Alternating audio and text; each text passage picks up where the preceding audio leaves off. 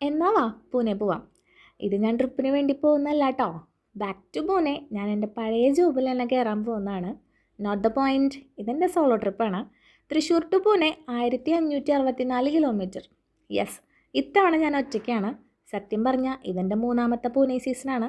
ഒന്നി പഴിച്ചാൽ മൂന്നൊന്നാണല്ലോ. സോ ഒന്നും നോക്കിയില്ല, പെട്ടിയും പ്രമാണമൊക്കെ പാക്ക് ചെയ്തു. കന്യാകുമാരി ടു പൂനെ എക്സ്പ്രസ്സിലാണ് പോകുന്നത്. ഒറ്റയ്ക്ക് ആയതുകൊണ്ട് തന്നെ ഇത്തവണ 2AC ആണ് എടുത്തത്. അതാകുമ്പോൾ കുറച്ച് പ്രൈവസി ഒക്കെ കിട്ടും. ആദ്യമായിട്ടാണ് ട്രെയിനിൽ പോയിട്ട് ഞാൻ ഒരാളെ പോലും പരിചയപ്പെടാതിരിക്കുന്നത്. എനിവേ, ഓൺലൈനിൽ ഡോക്യുമെൻറ്റേഷനും ചെന്നിട്ട് നിൽക്കാനുള്ള ഹോസ്റ്റലൊക്കെ മുന്നേ ബുക്ക് ചെയ്ത് വെച്ചുകൊണ്ട് വലിയ ടെൻഷനൊന്നും ഉണ്ടായിരുന്നില്ല. പൂനെയിൽ പോകാനായിട്ട് 2 വഴിയുണ്ട്. ഒന്ന് കൊങ്കൺ ഗോവ വഴി, പിന്നൊന്ന് ആന്ധ്രാപ്രദേശ് വഴി. ഈ ട്രെയിൻ ആന്ധ്ര വഴി പോകുന്നതാണ്. അത് കുറച്ച് ബോറിംഗ് ആണ്, കാരണം അവിടെ പകുതി ഭാഗം കൃഷിയും പകുതി ഭാഗം തരിശുഭൂമിയാണ്. ട്രെയിനിൽ പോകുമ്പോൾ സാധാരണ ട്രെയിൻ ഫുഡൊന്നും ഞാൻ വാങ്ങി കഴിക്കാറില്ല.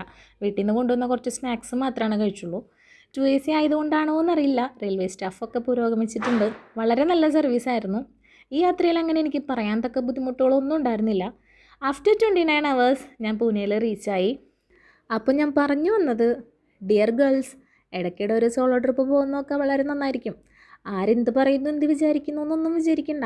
നമ്മുടെ ഇൻറ്റേർണൽ ഗ്രോത്തിനും കോൺഫിഡൻസ് ലെവൽ കൂട്ടാനും ഇത് നല്ല രീതിക്ക് ഹെൽപ്പ് ചെയ്യും.